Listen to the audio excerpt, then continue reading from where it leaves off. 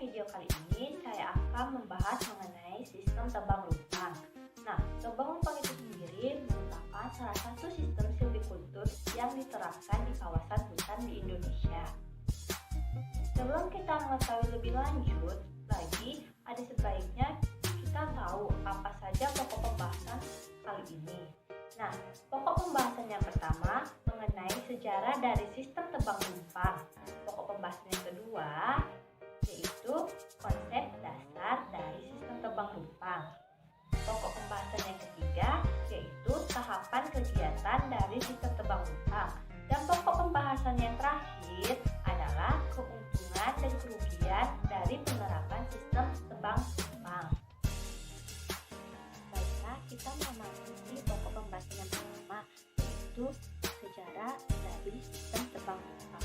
Sistem tebang lumpang di Indonesia itu diperkenalkan oleh Insinyur A.P.S. Sagala dari Balai Teknologi Reboisasi Banjarmasin sejak tahun 1961.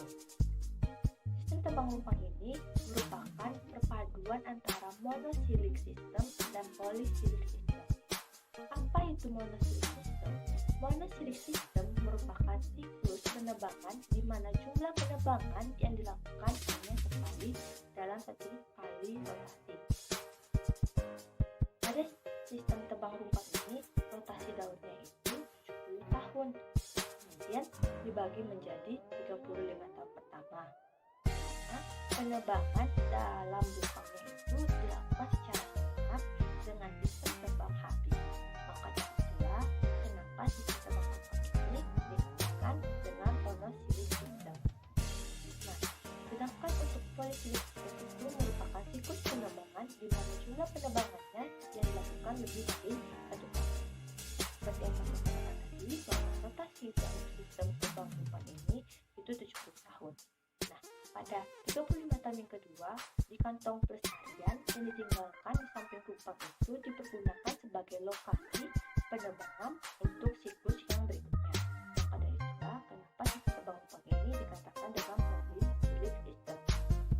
Kemudian, pada tahun 2009, sistem tebang lumpang pertama kali diakui secara luas berdasarkan peraturan Menteri Perhutanan nomor P.9/Menhub-2 Romawi garing tahun 2009 dan peraturan Dirjen PPK nomor P.9/6 Romawi garing BPHK garing tahun 2009.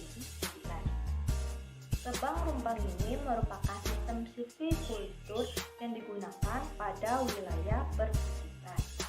Karena di wilayah perbukitan itu adanya perbedaan cahaya, sehingga pada daerah perbukitan, terutama di bagian punggung bukit, sering terdapat pohon masak tebang yang cukup banyak dibandingkan dengan tiang dan pancangnya. Mengapa demikian? Karena tiang dan pancang itu mengalami kematian akibat berada di bawah naungan. Akan tetapi, semai pada daerah perbukitan itu berlimpah dan bergelombol di sekitar pohon induknya. Namun, semai itu bersifat dorman dan tidak berkembang. Bila tajuk pohon terbuka dan terbentuk rumpang, maka sinar matahari akan masuk ke lantai hutan. Dan semai yang dorman itu akan dapat tumbuh dengan cepat dan juga di perbukitan itu rawan terhadap erosi. Baiklah, kemudian pokok pembahasan kita yang kedua yaitu konsep dasar dan tujuan dari tebang lumpang. Pembahasan yang pertama kali kita bahas yaitu mengenai prinsip-prinsip dari tebang lumpang. Adapun prinsip yang pertama yaitu sistem tebang lumpang ini digunakan untuk tegakkan tidak sumur. Nah, prinsip yang pertama ini juga digunakan pada sistem TPTI dan sistem TPTG. Untuk prinsip yang kedua yaitu teknik pemanenan dengan tebang kelompok atau lumpang. Lumpang adalah bentuk ruangan terbuka hasil dari penebangan kelompok vegetasi yang berbentuk melingkar dengan ukuran 1 sampai 2 kali tinggi pohon tepinya. Teknik pemanenan ini dilakukan secara teratur dan tersusun dalam satu jaringan jalan syarat, di mana dalam satu jaringan syarat itu terdapat dua rumpang yang berbeda, di mana umurnya masing-masing rumpang tersebut yaitu 35 tahun. Prinsip yang ketiga yaitu unit manajemen terkecil adalah tempat pengumpulan kayu sementara atau TPN. Untuk prinsip sistem tebang rumpang yang keempat yaitu rumpang digunakan sebagai unit perlakuan silvikultur. Untuk prinsip yang kelima yaitu mempertahankan keanekaragaman hayati. Dan untuk prinsip yang keenam yaitu menciptakan ruang optimal bagi permukaan. Dengan menciptakan ruang tumbuh bagi permukaan, maka cahaya matahari itu akan masuk dan akan membuat permukaan dapat tumbuh dengan cepat. Selanjutnya,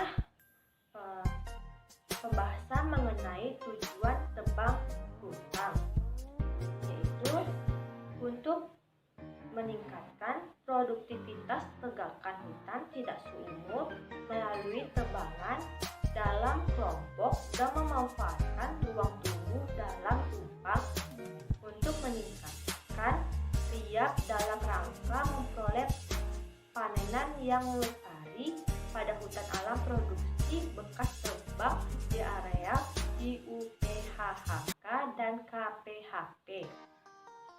Peningkatan produktivitas hutan tegakan tak seumur melalui tebangan dalam kelompok rumpang yang memiliki sifat keseimbangan secara ekologi dan ekonomi, serta dapat memudahkan dalam pengendalian pengawasannya. Baiklah, pokok pembahasan kita yang selanjutnya yaitu mengenai tahapan pelaksanaan kegiatan sistem tebang rumpang. Tahapan tebang rumpang berdasarkan peraturan Dirjen PPK nomor P9 garing 6 Romawi garing BPHK garing tahun 2009 adalah tahapan yang pertama yaitu penataan areal kerja atau PHK, di mana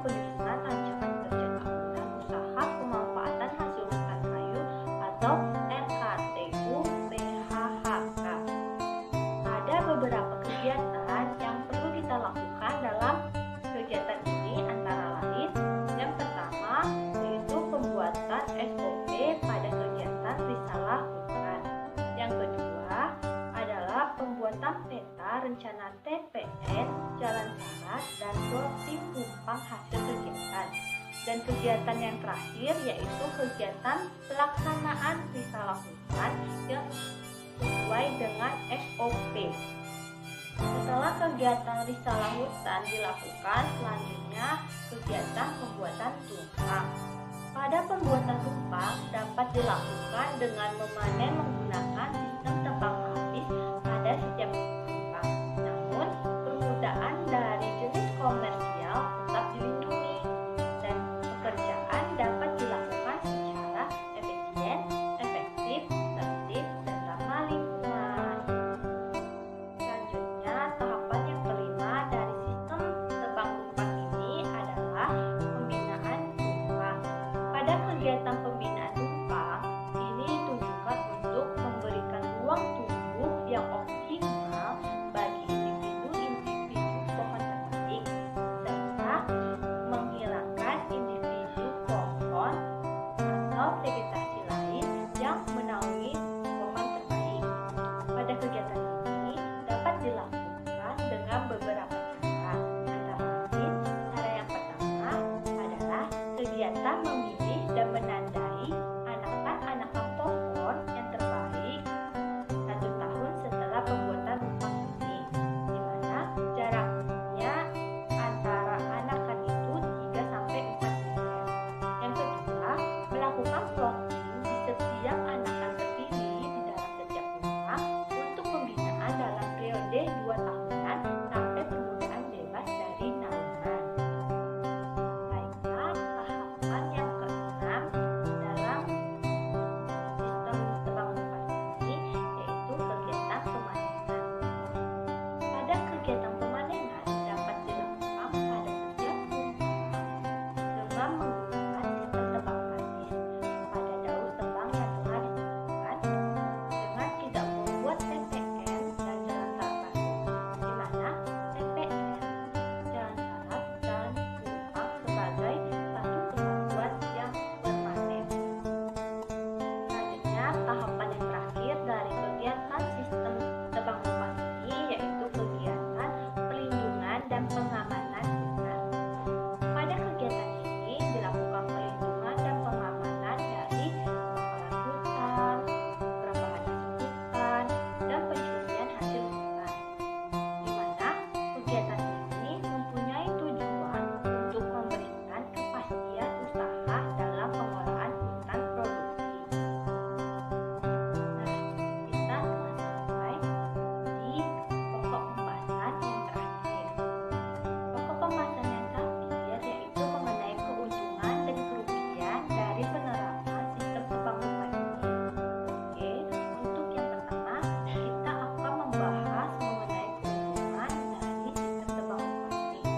Adapun keuntungan dari penerapan sistem tebang tumpang ini yaitu yang pertama dapat kita lihat dari segi teknis lebih kultur.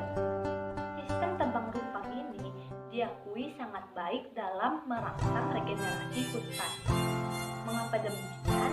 Karena seperti yang telah saya katakan tadi, dengan adanya tajuk pohon yang terbuka dan terbentuk tumpang, maka sinar matahari itu akan masuk ke lantai hutan, sehingga semai yang tadinya bersifat dorman itu akan mengalami pertumbuhan dengan cepat. Keuntungan yang kedua yaitu dapat meningkatkan mutu genetik pohon. Kegiatan yang dapat kita lakukan untuk meningkatkan mutu genetik pohon ini, kita dapat memilih material terbaik setempat yang ada di lingkungan. Keuntungan yang ketiga dapat meningkatkan riak unit tegakan.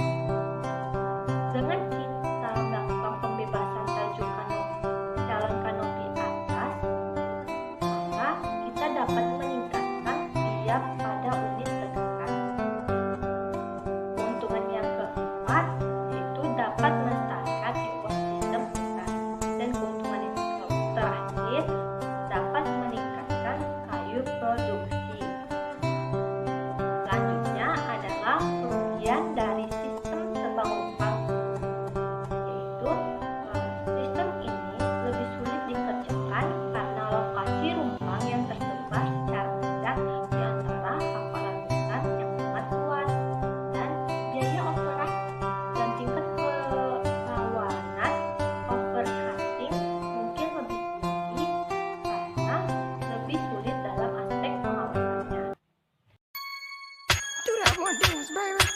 That one